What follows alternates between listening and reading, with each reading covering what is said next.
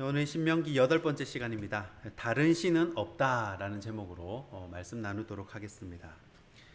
자, 신명기는 모세의 이 세 편의 설교로 되어 있습니다. 이 역사적 서원에 해당하는 첫 번째 설교가 1장부터 이제 4장까지 있고요. 또 4장부터 정확히는 이제 4장 44절까지입니다. 4장 44절부터 26장까지가 이 모세의 두 번째 설교입니다. 자, 두 번째 설교가 좀 방대한데 이 두 번째 설교 안에도 여러 가지 이제 섹터들로 나누게 됩니다. 자, 5장부터 11장까지가 기본적인 계명에 대한 권면, 그리고 이 12장부터가 특별 규범에 들어갑니다. 자, 어제 수요 예배 때 살핀 12장은요, 예배의 장소, 정한 곳에서만 드려라 하는 것이고, 오늘 우리가 읽은 이 13장은 이 우상 숭배의 위험을 알리는 장이고요.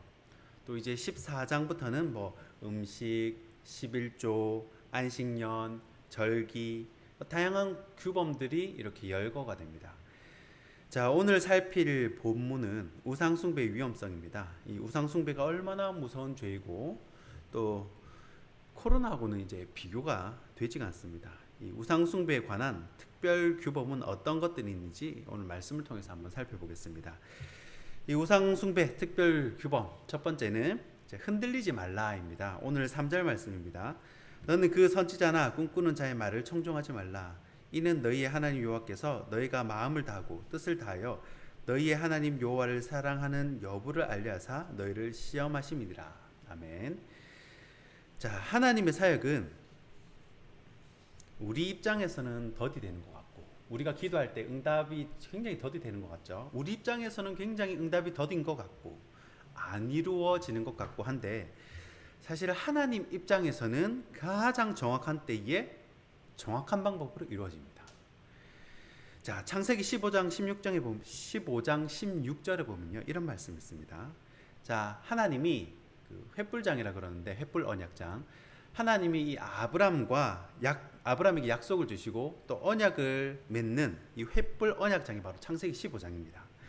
근데 거기 가나안 민족에 대해서 기록해 놓은 구절이 있는데, 한참 전이잖아요. 그런데 이 아브람 때 벌써 이 가나안 민족에 대해서 어떻게 기록해 놓았냐? 자, 15장 16절입니다.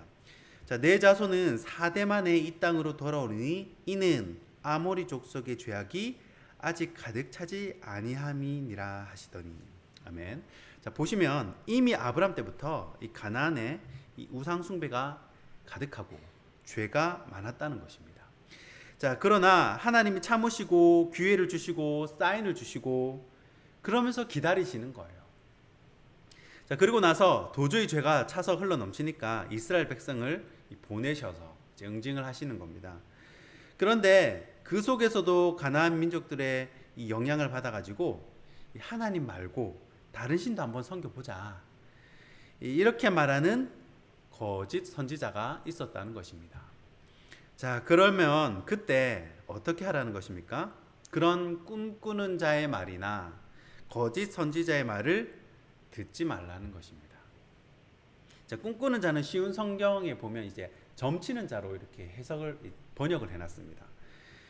자, 그런 사람들의 말을 듣지 말라는 거예요. 이 부산에도 보면요, 유명한 점집들이 있습니다. 또 뭐 신천지나 안상홍이나 뭐 구원파 박옥수나 정말 안타까운 이단들도 많이 있습니다. 그런 사람들이 하나님의 말씀을 온전히 전하는 자가 되었다면 얼마나 귀하게 쓰임을 받았겠습니까?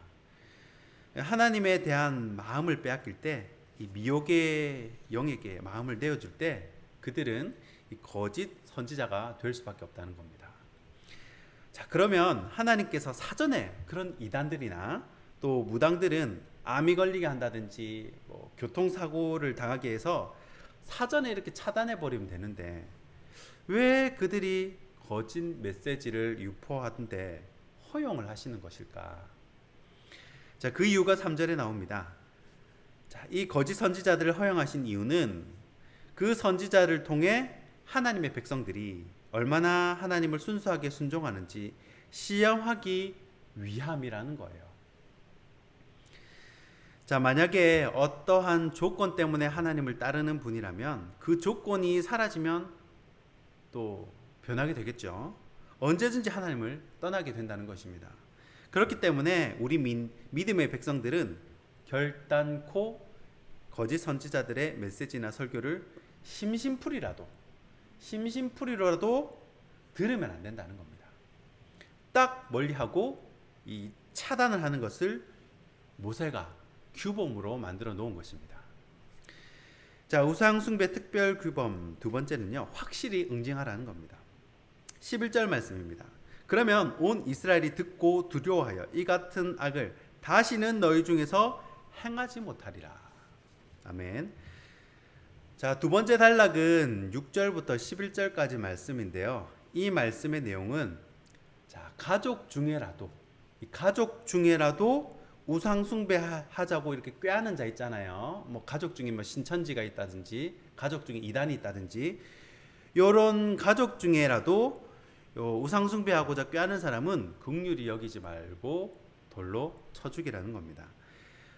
참 이 다소 심한 것이 아닌가 하는 생각이 드는데요. 사실은 이 문제는요, 단순히 뭐 무슨 종교의 문제, 문화 차이 뭐 이런 것이 아닙니다. 죽고 사는 문제입니다. 여러분 코로나 걸린 분은 아시겠지만 가족 중에 코로나 이제 혼자 걸리게 되면요, 이 외로운 방에 혼자 갇혀가지고 식사도 혼자 해야 되고 가족들 얼굴은 못 보고 아주 이렇게 엄격하게 분리가 됩니다.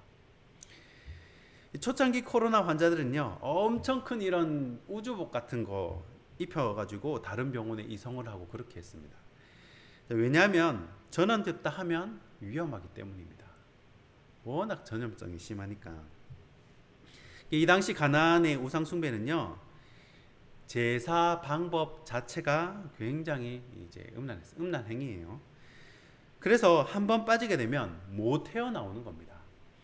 우상 숭배를 아예 경험을 못 해본 이스라엘 백성들은 있어도요, 한 번만 우상 숭배한 사람은 없는 거예요. 왜냐? 그만큼 그 제사법이 이 중독성이 있고요, 굉장히 자극적이고 이 전염성이 강한 것이 이 가나안 지역의 우상 숭배입니다.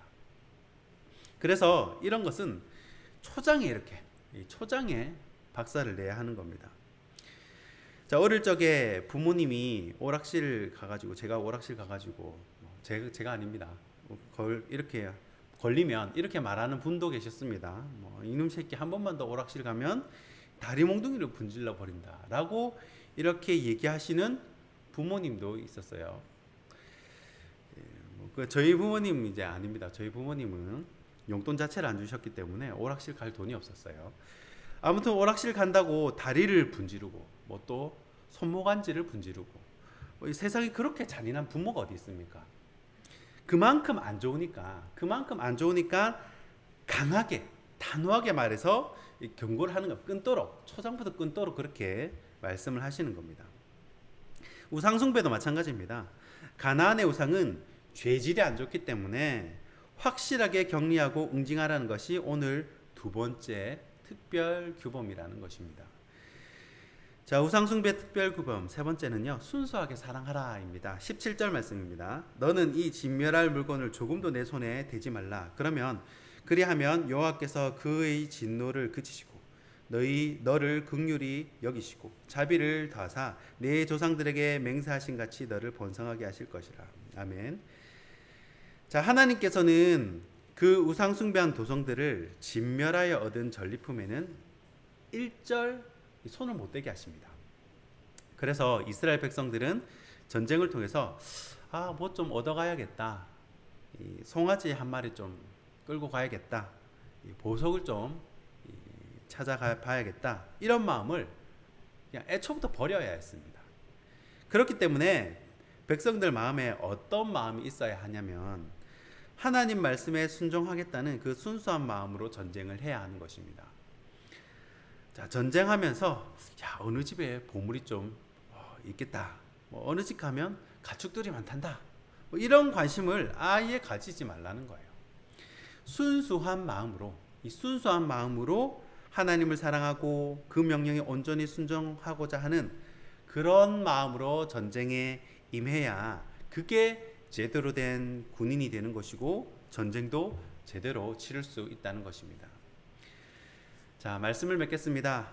영국의 세계적인 과학자 아이작 뉴턴은요, 인류의 과학, 수학사에 엄청난 업적을 남긴 인물입니다. 만류인력의 법칙뿐만 아니라 미분적분, 확률 통계, 이항 정리, 스펙트럼 등 엄청난 업적을 남긴 사람입니다. 자, 그런데 뉴턴은요, 캠브리지 대학의 교수로 있으면서도 어떤 이 성과를 내기 위해서, 국가의 지원을 받기 위해서, 남들에게 어떤 저명한 누구에게 인정받기 위해서 연구를 하지 않았다고 합니다. 당당하게 얘기를 해요. 무엇 때문에 연구를 했냐? 오로지 연구가 재밌고 순수한 호기심으로 그렇게 연구에 매진했다고 합니다. 그리고 뉴턴은요, 연구도 열심히 했지만 이 수학이나 과학에 쏟는 시간보다 이 성경 공부하는 시간이 더 많았다고 해요. 그래서 뭘 이제 설교를 하려고 성경을 읽는다든지, 선물을 받으려고 성경을 읽는 것이 아니라 진짜 어린아이처럼 하나님을 순수하게 사랑하는 마음으로 성경에 빠져 살았다고 합니다. 자, 하나님이 다윗을 왕으로 정했을 때 하나님은 다윗이 하나님을 사랑하는 그 순수한 마음을 보셨을 것이라고 생각해요. 이 전리품을 얻기 위해서가 아니라, 뭔가 다른 꿍꿍이가 아니라 순수하게 하나님을 사랑하고 순수하게 하나님을 닮아가는 저와 여러분이 되시길 주님의 이름으로 축원하고 축복합니다. 기도하겠습니다.